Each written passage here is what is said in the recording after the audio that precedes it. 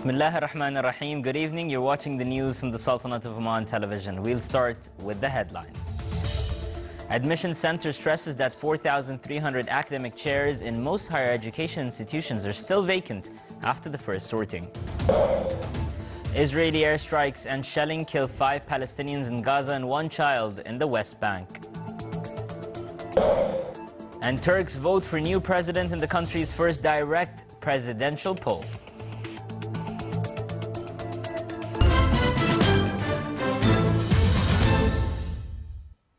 Those are the headlines, and now for the news in details. His Majesty Sultan Qaboos has sent a cable of greetings to His Excellency President Idris Deby of Chad on his country's National Day.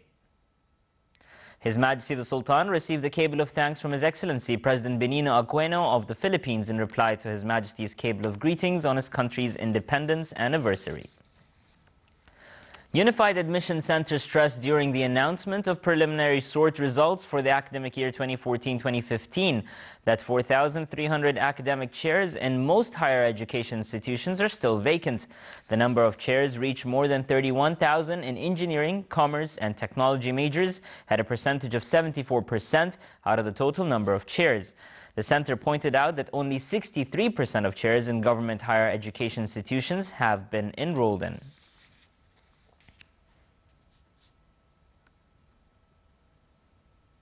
Coinciding with the announcement of students' admission results by the Admission Center, an exhibition of higher education institutions was opened at the Oman International Exhibition Center and will last until the 13th of this month. Participating bodies are providing available educational opportunities for the academic year 2014-2015 for those who earned their general education diploma or its equivalent. More details in the following report by Sultan bin Saif al-Sarai.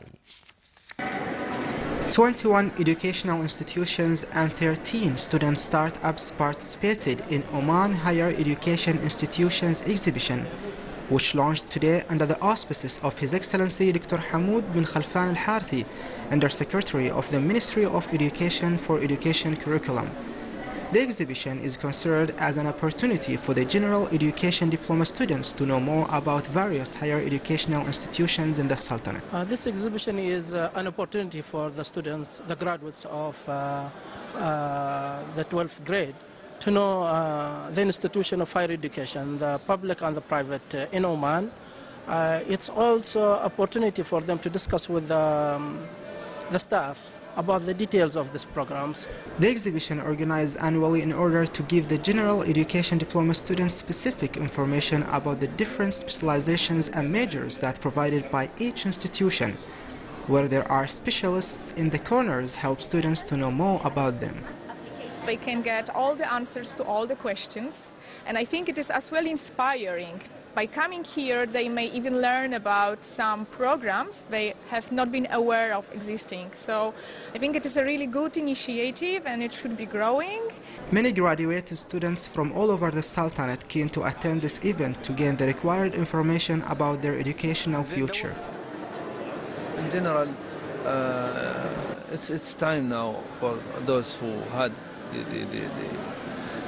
their grades, and also for those who wants to change also their second option, their second options, and it's nice for them to come and see, get more information from the exhibition. Such exhibitions considered as a vital informative center that give its visitors a true and actual information about what they need to know.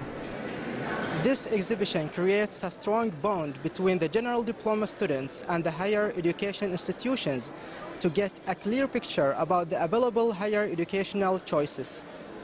Sultan bin Saif al-Sarai, Oman International Exhibition Center, Muscat.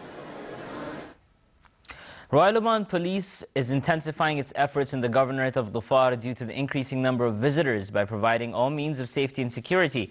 Police personnel are spread all along the way heading to Dhofar, as well as on hills and mountains in most touristic areas to render different services and to distribute guidance booklets. The number of visitors coming from land outlets reached more than 145,000, requiring vital safety procedures. The activities of the second Reporter Forum, which was organized by Oman Journalists Association and the Governorate of Dhofar, discussed and enabled the reporters to cover local and international events and transfer media messages to the readers, listeners and watchers. The forum confirmed the importance of developing the worker cadre in press and giving them the opportunity to gain professional experience. The forum's opening ceremony witnessed a number of Omani, Gulf and Arab media personalities represented by heads of press unions and some of the head editors. His Excellency Sheikh Khalid bin Umar Al Marhoon, Minister of Civil Service, presided over the ceremony. And still to come in our news bulletin. Traditional crafts exhibition is organized in the Wilaya of Bahla, aiming to instill the principle of the Omani culture heritage for future generations.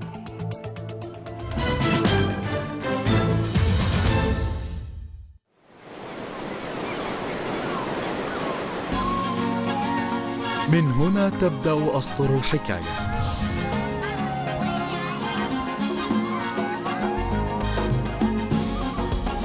تقاليدها راسخة كالجبال.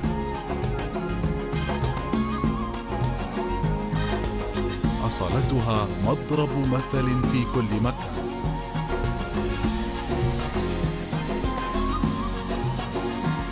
بساطتها ليس لها مثيل. لا حدود لكرمها.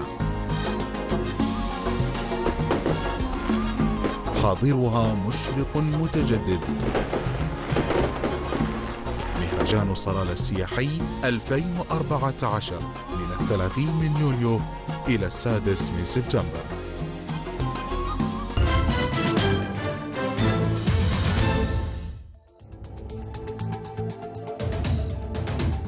Israeli airstrikes and shellings killed 5 Palestinians in Gaza today, including a boy of 14. And a woman, medics said, in the third day of renewed fighting that has jeopardized international efforts to end more than a month-old conflict. Since the last truce expired, Palestinian rockets and mortar salvos have focused on Israeli kibbutzim, or collective farms, just across the fortified border. Meanwhile, Israeli soldiers killed an 11-year-old Palestinian boy during a confrontation with protesters near the city of Hebron in the occupied West Bank today. Tensions in the West Bank have run high during Israel's more than month-old war in the Gaza Strip, another territory where Palestinians seek statehood.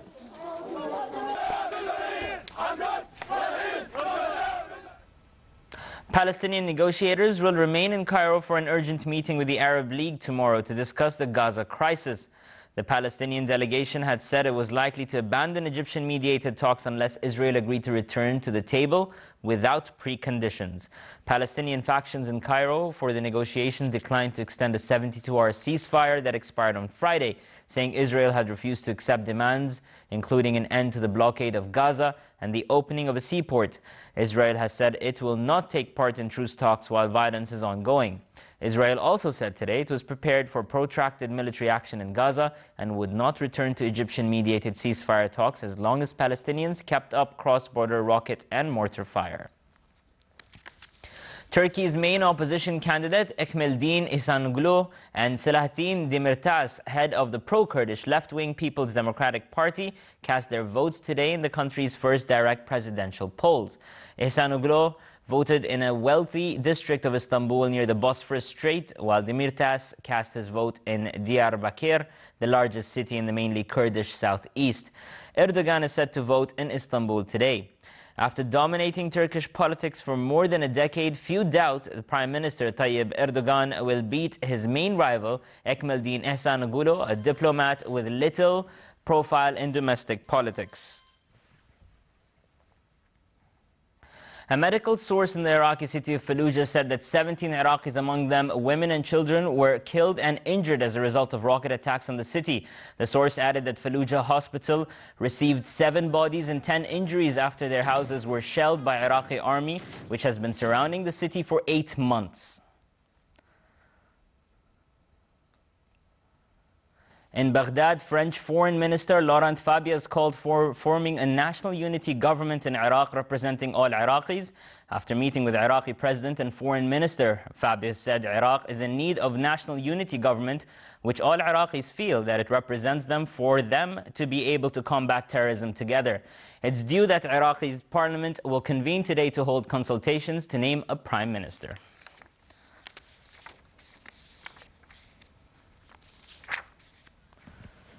On its part, Britain today dropped humanitarian aid to civilians threatened by advances of armed men belonging to Islamist State in northern Iraq. 2 planes sent by British Army dropped food items and drinking water to those people who are stuck in the mountain of Sinjar, mentioning that a 3rd plane load followed later. An Iranian 140 Sipahan air passenger plane bound for Tabas in northeast Iran with 48 passengers and crew on board crashed on a road near Tehran's Mehrabad airport today, killing at least 38 people.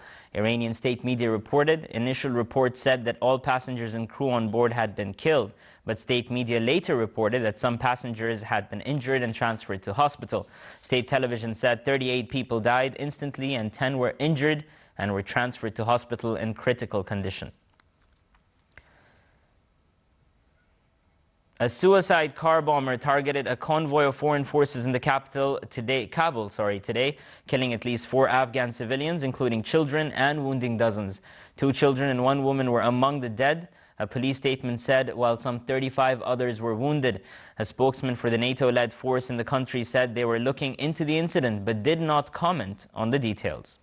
Taliban spokesman Zabihullah Mujahid claimed responsibility for the attack.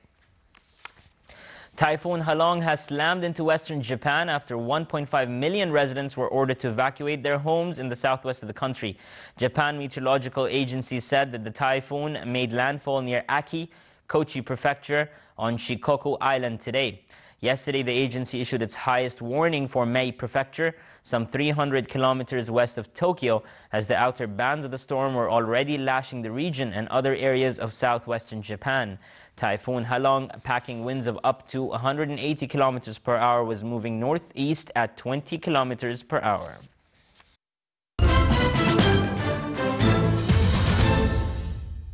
The exhibition of traditional crafts, which was organized by Bahla Club, aimed to instill principle and concept of the Omani cultural heritage for the future generations. The exhibition gave an integrated image of Omani history, heritage, which confirmed the cultural value of the Omani human. The exhibition included handicrafts and weaving stations. The event also included some traditional dances performed by the Wilaya citizens, such as Al-Razha and Al-Azi, in addition to traditional children's games.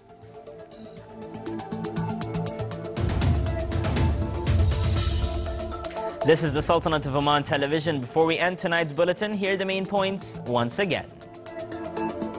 Admission Center stresses that 4,300 academic chairs in most higher education institutions are still vacant after the first sorting. Israeli airstrikes and shelling killed 5 Palestinians in Gaza and 1 child in the West Bank. And Turks vote for a new president in the country's first direct presidential poll. With that, we come to an end to tonight's news bulletin. From all of us here at the newsroom and the studio, good night.